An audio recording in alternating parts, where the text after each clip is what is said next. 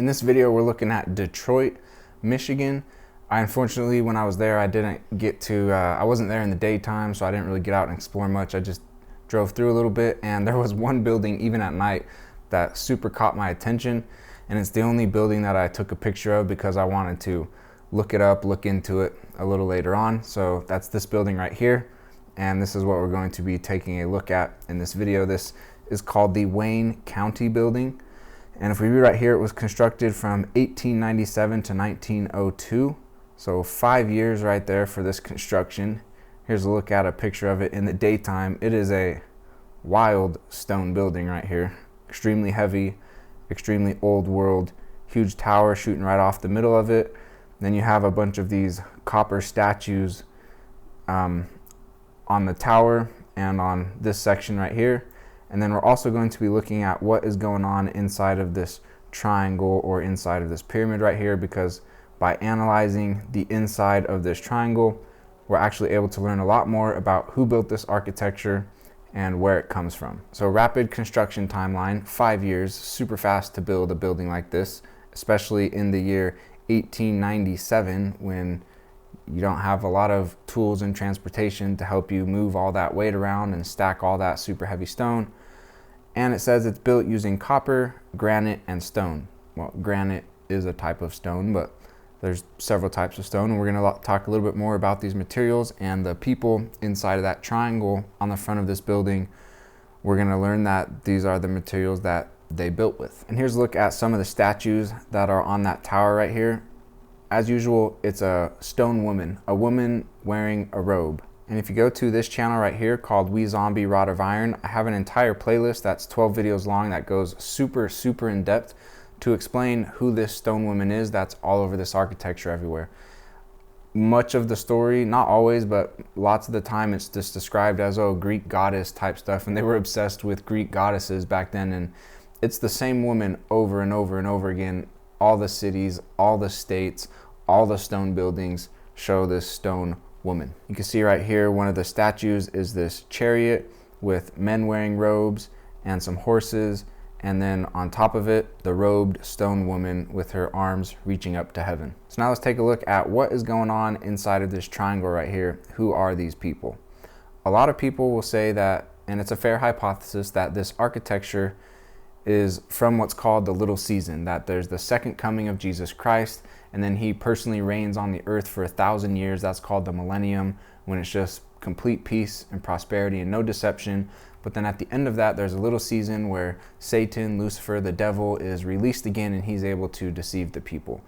And a lot of people will say that this architecture comes from that time period where Lucifer was released again and has deceived us and is lying to us about this architecture, and that this architecture comes from the millennial reign of Jesus Christ. If you look at my Harrisburg, Pennsylvania video, I go much more in depth to explain how it's a fair take on things, but it doesn't add up all the way. And in fact, by believing that we're in the little season right now, you're missing the signs of the times that we actually live in. And there's some very important things coming up, like the abomination of desolation that Daniel talks about in the Old Testament, and that Jesus refers to his apostles to in the New Testament when they ask about the tumbling of the temple and his second coming and the end of the world, the destruction of the wicked. And then those are the other signs that we're missing as well if we believe that we're in the little season, that actually all the signs of the times are showing us that his coming is actually quite near, and the abomination of desolation that Daniel prophesied of has only been set up recently. And so we are truly in the end times, the last days before Christ's return, before the abomination of desolation. And that's actually the time period that we're in. If you want a full breakdown, that's in my Harrisburg, Pennsylvania video. But the reason I bring that up is because we'll find over and over and over again, like this stone woman on these buildings, that there's what we think of as pilgrims and Indians or cowboys and Indians depicted on this architecture. Which, if that's the case, that in my opinion does not make sense for this architecture coming from the millennial reign.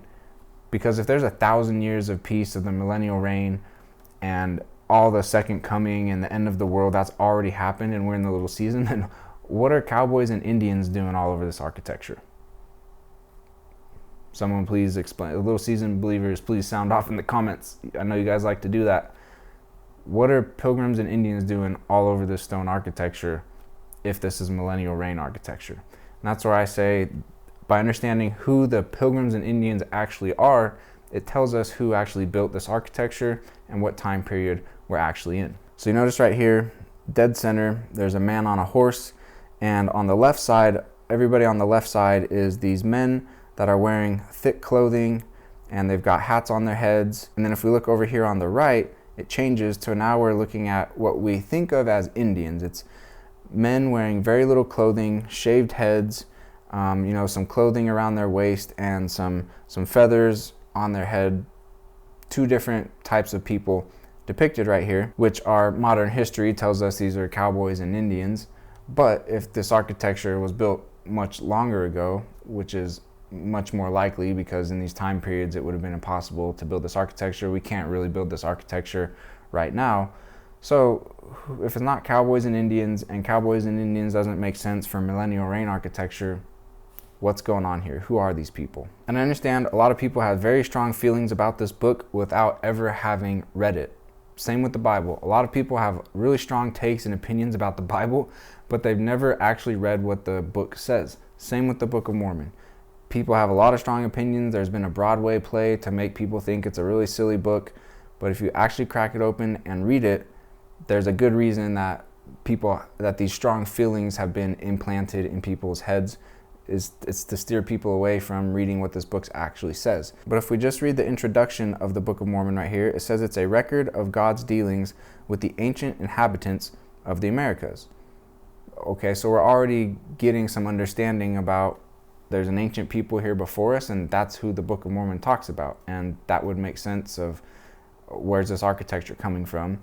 Well, it would be from an ancient civilization in these lands, and that's what the Book of Mormon's about. It says it gives a record and an account of two great civilizations. One came from Jerusalem in 600 BC and afterwards separated into two nations known as the Nephites and the Lamanites. And I believe, and I'm going to show you this more clearly, that these people depicted right here are not cowboys and Indians, but are Nephites and Lamanites, and that's the people who built these buildings. And that's why the introduction of the Book of Mormon and the entire Book of Mormon is actually about God's dealings with the ancient inhabitants of these lands, and they're the ones who built this stuff, and that's why we see them depicted on these buildings in stone alongside the stone woman and all of these other Jesus Christ symbols. And if we read, this is in the book of Alma, just like the Bible has different books inside of it, the Book of Mormon is like that as well. And it explains that there were the people right here, the people of Nephi. They had breastplates and arm shields and shields to defend their heads, and they were dressed with thick clothing. And this story is that the Nephites and the Lamanites battled each other a lot. Mainly the Lamanites tried to battle the Nephites to take over all of their beautiful stone cities. And so the Nephites strapped up with thick clothing and armor, but it says that the Lamanites were not prepared with that type of clothing and armor. It said they had only their swords and their scimitars, their bows and their arrows, their stones and their slings, and they were naked, save it were a skin which was girded about their loins. That's exactly what we see right here, and I'm going to show you more of this in many other parts of this country as well. But the Indians that were here when the British Empire showed up, those are the leftover Lamanites from the ancient civilizations that lived in these lands. And these people over here are wearing thick clothing. And these people over here are naked with just a little bit of clothing around their waist, and their heads are shorn, their heads are shaved. They are, these two depictions of two different types of people right here are an exact match for the people described in the Book of Mormon. And if we go read this verse also, it describes the Lamanites in more depth, and it says the Lamanites' heads were shorn, shaved, and they were naked, save it were skin which was girded about their loins.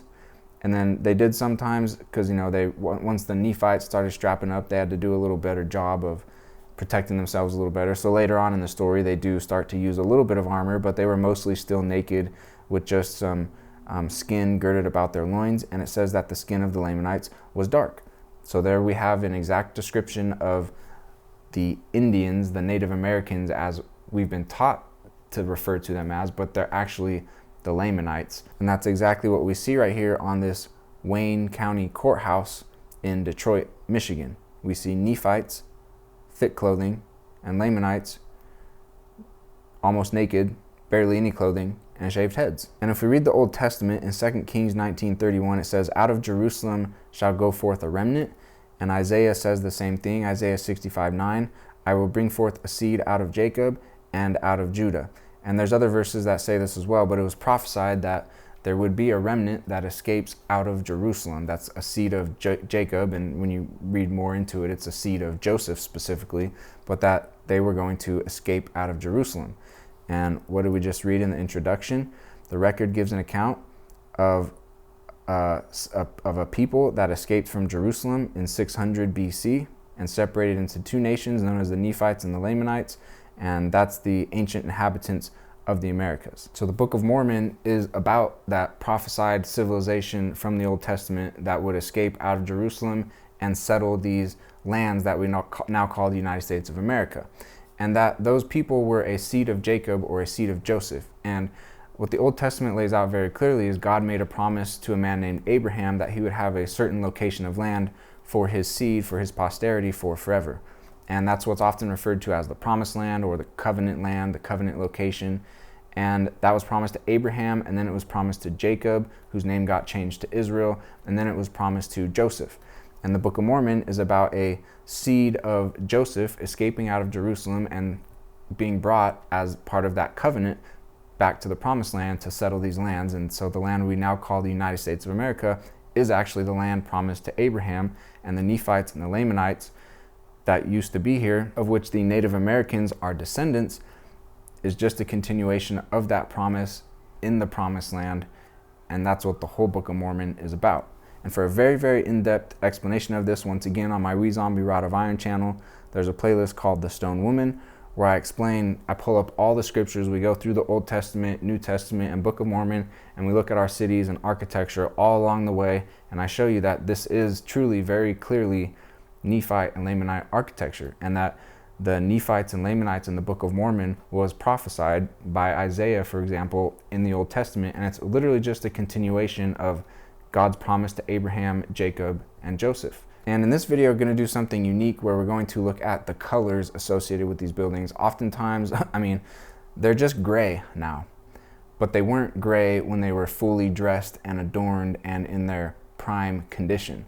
Now they've been heavily stripped and pillaged and left looking old and gray, but when they originally built, that's not what it looked like. And the interior is easier to see some of the prime condition of how they used to be and the types of colors that they had and all that. It's going to be really amazing as I pull up some pictures to see what some of this stuff used to look like. But right here, huge marble columns, tremendous roof work right here. Like the ceiling is just gorgeous and intricate design everywhere you look on it. And then also some amazing wood as well to create these arches and windows. Here's another look inside the building where it's just truly mind-blowing architecture. Incredible stonework, extremely advanced architecture right here. Super beautiful.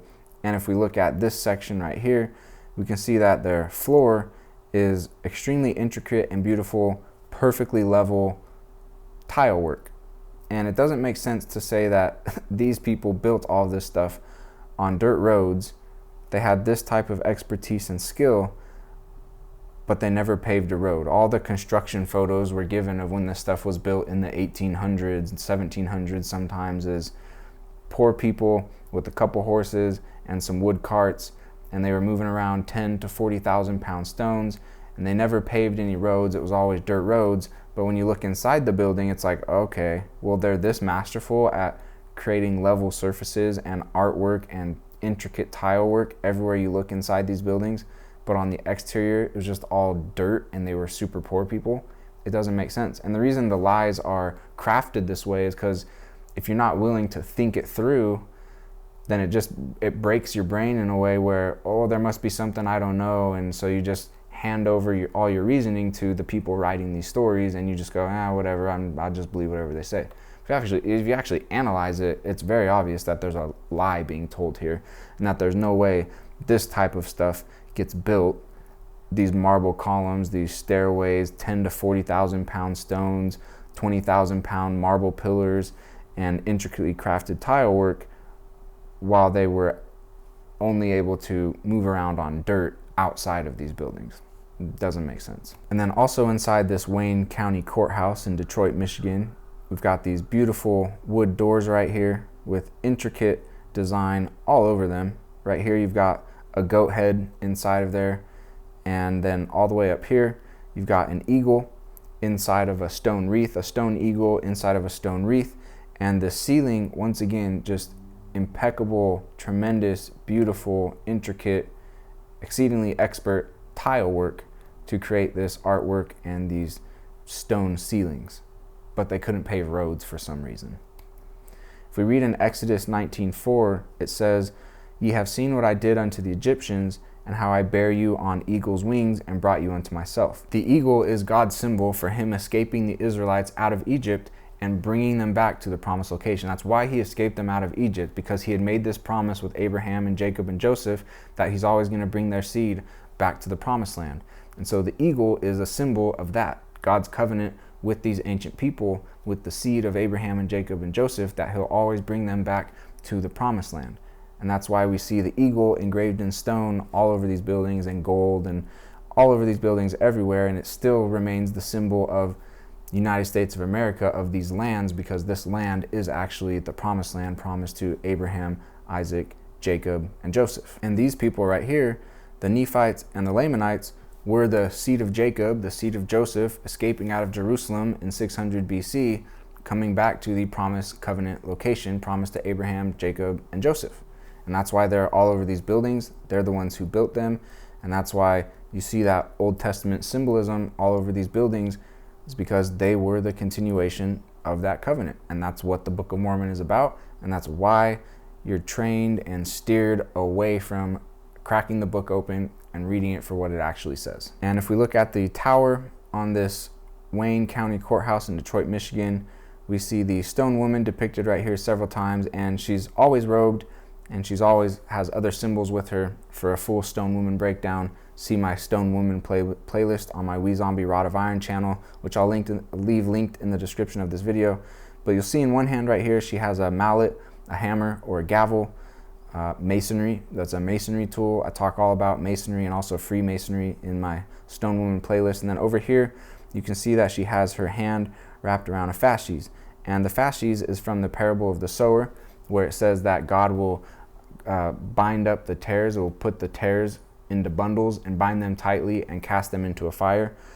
This fasces is truly just a bundle of sticks. A lot of people like to think about what it might be, energy weapon, that type of stuff, but it really is just a symbol of God bundling up the wicked and casting them into the fire. It's the parable of the wheat and the tares get bundled up and cast into the fire. And that's why it also has an axe in it, because the axe is laid at the root of the tree. This is talked about in the New Testament. And every tree that doesn't bring forth good fruit is hewn down and also cast in the fire. So it's the symbol of God destroying the wicked. And she is constantly always holding symbols that are straight from the Old Testament and the New Testament and the Book of Mormon. Okay, now is where we start to look at some more colors. They're like in the interior of that building we just looked at, amazing, but we're going to see even more wild and colorful colors in this building right here called the Guardian Building. And this one, even crazier timeline. 1 year. This is a completely stone skyscraper right here, all stone, many stories to it, like levels. It's extremely tall, and it's got a 1 year construction timeline. Absolute insanity.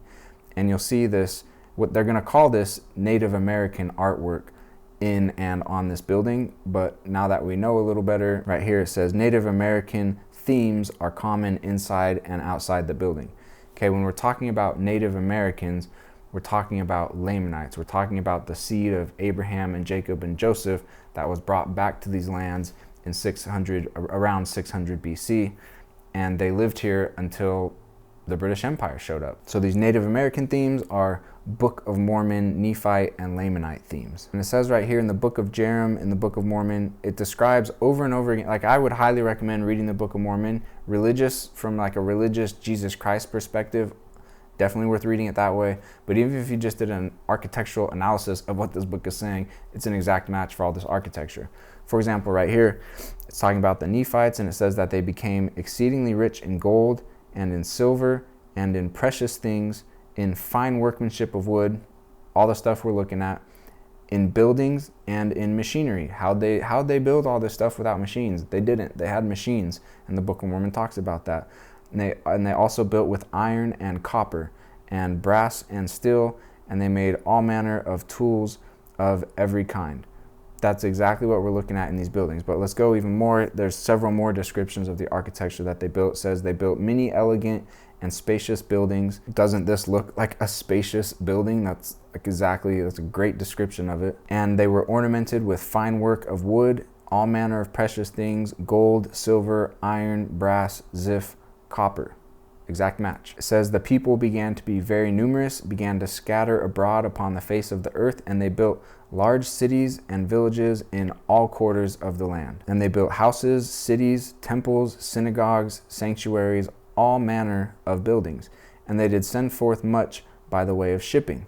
There's no secret magic way they were moving around the stone. They just had expert transportation and expert machinery and shipping, referring muchly in a big way referring to actual ships on water, but other types of shipping as well. And it says that their shipping did enable people in the land northward that they might build many cities, both of wood and of cement.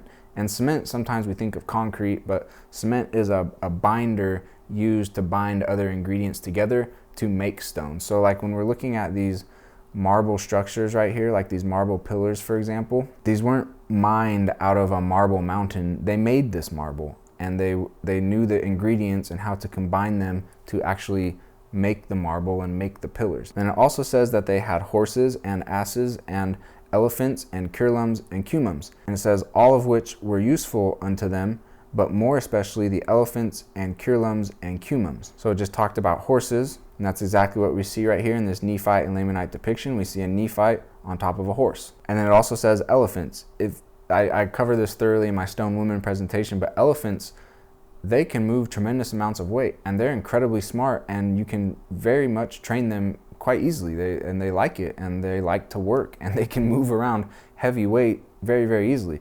But then it also mentions curlums and cumums, which there's debate about what those actually mean. We don't know any animals nowadays by those names, but I would say that, and I'll show you a video right here on the Nebraska Capitol floor, it shows mammoths and mastodons, and I think that's what they're getting at right here, because it's saying especially the elephants and then two other animals that could very easily be like the elements. They're saying these are the most useful ones for us. So elephants and mastodons and mammoths, and there's evidence of those animals being in this land previously.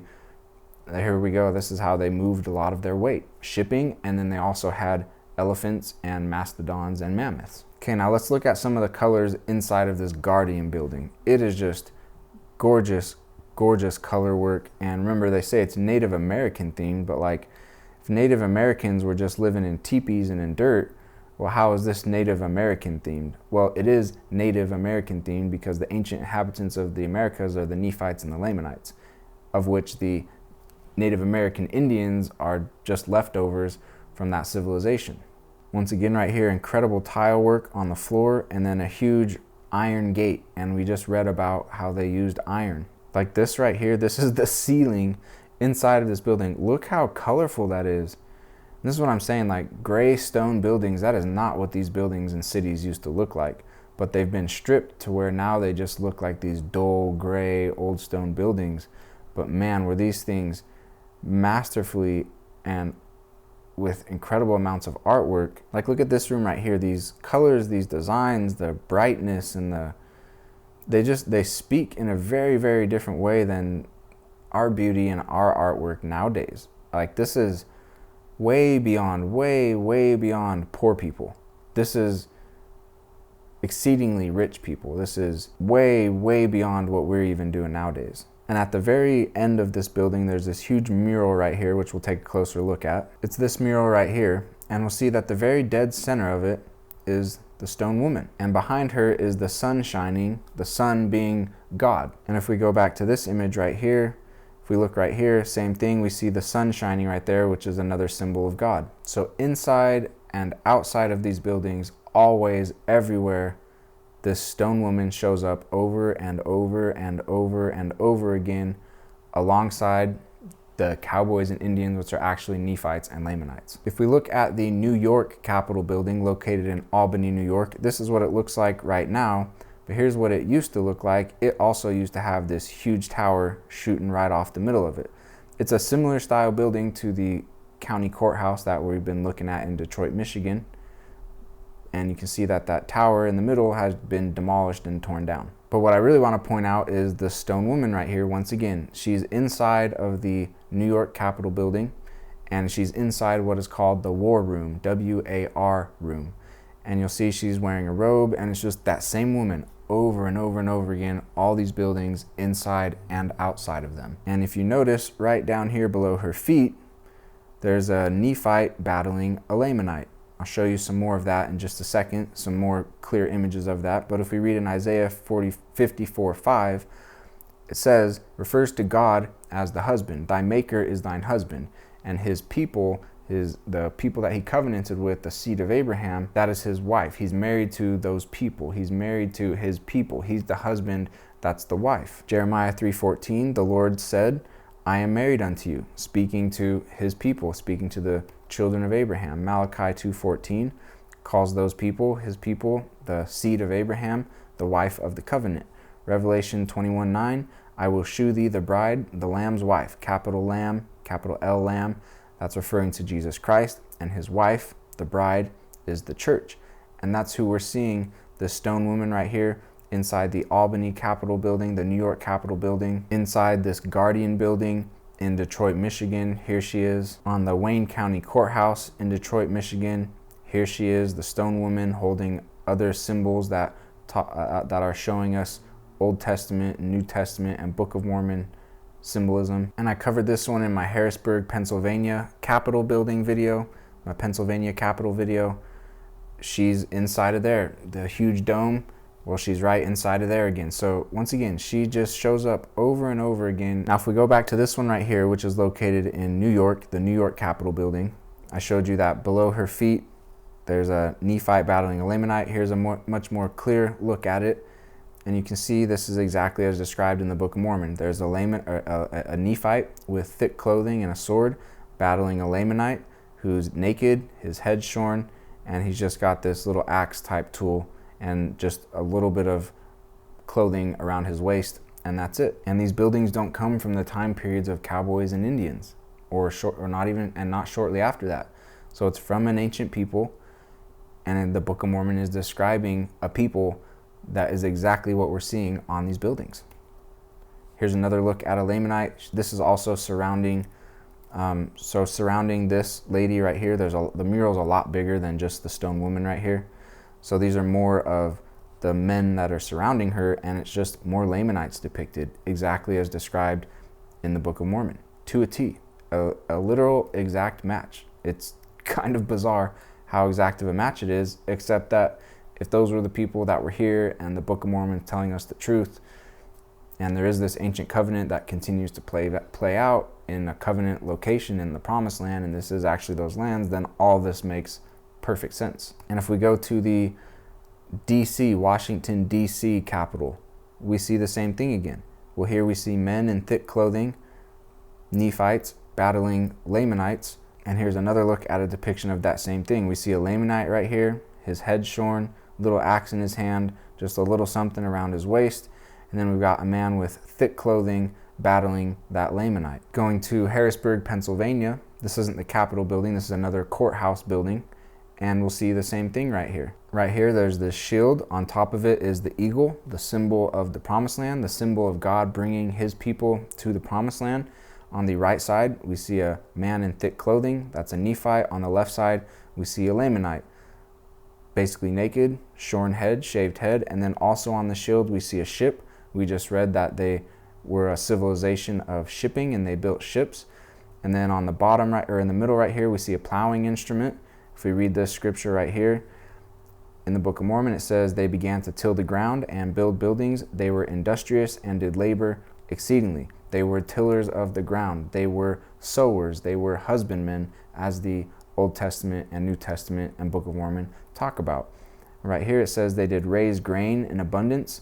They did multiply and wax exceedingly strong in the land, and did raise many flocks and herds and fatlings. So when we look at this image right here, that's why there's a plowing instrument, because these people worked the land. They were farmers, they were sowers, they were husbandmen.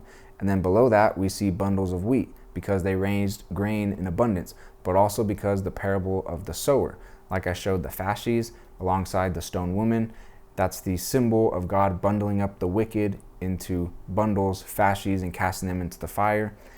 Part of that parable is that he gathers up the wheat, the righteous people, his people, into bundles and carries them into his barn, his kingdom. And that's why we see bundles of wheat right here on this county courthouse in Harrisburg, Pennsylvania. So all these buildings, all this crazy stone architecture in all these different locations, it's the stone woman and it's the Nephites and the Lamanites. The stone woman is the symbol of the people he covenanted with. He's the husband, they're the wife. She's the symbol of that covenant. And the Nephites and the Lamanites were the continuation of that covenant in these lands, who built this architecture, and that's why they're depicted all over it, so we can look at it and understand it and see it for what it is, and read his holy books, the Old Testament, New Testament, and the Book of Mormon, and see that, oh, this is where this all comes from. The Book of Mormon's real, and we're not in a time of little season deception. We are definitely in a time of deception, but it's just a deception right before his coming, right before the abomination of desolation, right before the wicked finally get bundled up into fasces and cast into the fire.